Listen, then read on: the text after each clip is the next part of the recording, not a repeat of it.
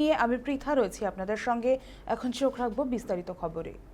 হাড়োয়ায় বেআইনি আর্থিক লেনদেনের বিরুদ্ধে ইডির হানা। বৃহস্পতিবার একযোগে হাড়োয়ার 3টি ও দেগঙ্গার একটি মোট 4টি শিক্ষা ও স্বাস্থ্য প্রতিষ্ঠানের তল্লাশি চালান ইডি আধিকারিকরা। এই বিষয়ে আরো বিস্তারিত জানবো। ফোন লাইনে রয়েছেন আমাদের প্রতিনিধি হাসানুজ্জামান। হাসানুজ্জামান, ঠিক কি কারণে আজকে এই 4 জায়গায় ইডির তল্লাশি অভিযান, কি জানতে পারছো, কি অভিযোগ উঠছে এই সংস্থাগুলোর বিরুদ্ধে? মাফ করবেন, এই মুহূর্তে দাঁড়িয়ে যোগাযোগ বিচ্ছিন্ন হয়েছে। আমরা যোগাযোগ করার চেষ্টা করছি। যে খবর উঠে আসছে, হাড়োয়ায় বেআইনি আর্থিক লেনদেনের বিরুদ্ধে ইডির অভিযান। বৃহস্পতিবার একযোগে হাড়োয়ার 3টি ও দেগঙ্গার একটি মোট 4টি শিক্ষা ও স্বাস্থ্য প্রতিষ্ঠানের তল্লাশি চালায় ইডি আধিকারিকরা। এই মুহূর্তে ফোন লাইনে রয়েছেন হাসানুজ্জামান। হাসানুজ্জামান আরো বিস্তারিত আমাদের জানাবে। হাসানুজ্জামান, ঠিক কি কারণে আজকে ইডি তল্লাশি করলো এই 4টি জায়গায়, কি জানতে পারছো?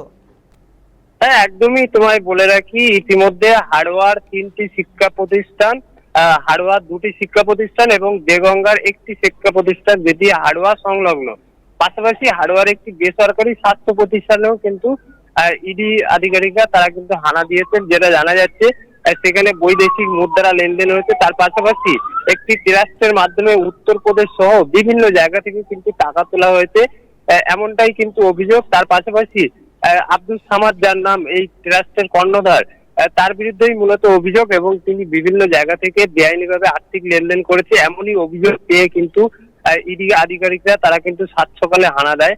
হাড়োয়া এবং দেগঙ্গা মিলিয়ে 3টি শিক্ষা প্রতিষ্ঠান এবং একটি স্বাস্থ্য প্রতিষ্ঠান, যেখানে কিন্তু ইতিমধ্যেই ইডি আধিকারিকরা তারা কিন্তু কেন্দ্রীয় বাহিনীর জওয়ানদের নিয়ে কিন্তু হাজির হয়েছে। তার পাশাপাশি তল্লাশি অভিযান চলাকালীন কিন্তু গোটা এলাকায় কেন্দ্রীয় বাহিনী দিয়ে নিরাপত্তার চাদরে মুড়ে ফেলা হয়েছে। তার পাশাপাশি স্থানীয় হাড়োয়া এবং দেগঙ্গা থানার পুলিশও কিন্তু রয়েছে যেখানে নিরাপত্তার দায়িত্বে। তার পাশাপাশি তোমায় বলে রাখি, ইতিমধ্যে যেটা জানা যাচ্ছে, এই আব্দুল সামাদ, যার নাম, তার জামাই কিন্তু উত্তরপ্রদেশের একটি এলাকা থেকে কিন্তু গ্রেপ্তার হয়েছিলেন 1 বছর আগে। সেখানেও কিন্তু এই আর্থিক লেনদেনের সংক্রান্ত বিষয় ছিল, মূলত সেটিও কিন্তু খতিয়ে রাখা হচ্ছে। তার পাশাপাশি বৈদেশিক মুদ্রা সহ বিভিন্ন জায়গা থেকে যে আর্থিক লেনদেন হওয়ার কথা উঠছে, যেখানে বেআইনি ভাবে লেনদেন হওয়ার কথা উঠে আসছে, সেগুলি কিন্তু খতিয়ে রাখার জন্য ইডি আধিকারিকরা তারা কিন্তু হানা দিয়েছে। তার পাশাপাশি নথিপত্র খতিয়ে রাখা হচ্ছে সূত্র মারফত।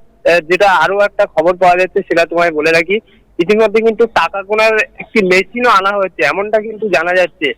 যদিও এখনো পর্যন্ত ইডি আধিকারিকরা তারা কিন্তু ঘটনাস্থলে রয়েছেন এবং এখনো পর্যন্ত তল্লাশি অভিযান চলছে, এমনটাই কিন্তু জানা যাচ্ছে। পরবর্তীতে কি হয় সেদিকে আমাদের নজর থাকবে, এমনটাই কিন্তু জানা যাচ্ছে। পৃথা, ধন্যবাদ হাসানুজ্জামান আমাদের সঙ্গে থাকার জন্য। অভিযোগ, সংশ্লিষ্ট ট্রাস্টে বিপুল পরিমাণ বৈদেশিক অর্থের লেনদেন হয়েছে। সেই অভিযোগের ভিত্তিতে তদন্তে নেমে নথিপত্র খতিয়ে দেখা হচ্ছে। অভিযানে ইডির সঙ্গে রয়েছে কেন্দ্রীয় বাহিনী ও স্থানীয় পুলিশ। তদন্তের স্বার্থে আরও কয়েকটি প্রতিষ্ঠানে তল্লাশি চালানো হতে পারে বলে সূত্রের খবর। অভিযোগের বিষয়ে সংশ্লিষ্ট ট্রাস্টের পক্ষ থেকে এখনও কোনো প্রতিক্রিয়া মেলেনি।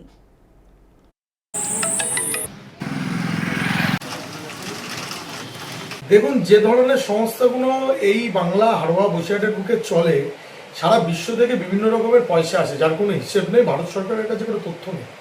উত্তরপ্রদেশ থেকে কিছু একটা ইনকোয়ারির প্রেসারে ইডি অফিসাররা এসছেন, তারা তল্লাশি করছে। দুর্নীতি বা বিদেশি কোনো মুদ্রা কোনো রকম মারফত দ্বারা যদি ভারতবর্ষে এসে কোনো রকম উল্টোপাল্টা অরাজকতা সৃষ্টি করার চেষ্টা করে, এই সরকারের আমলে হবে না।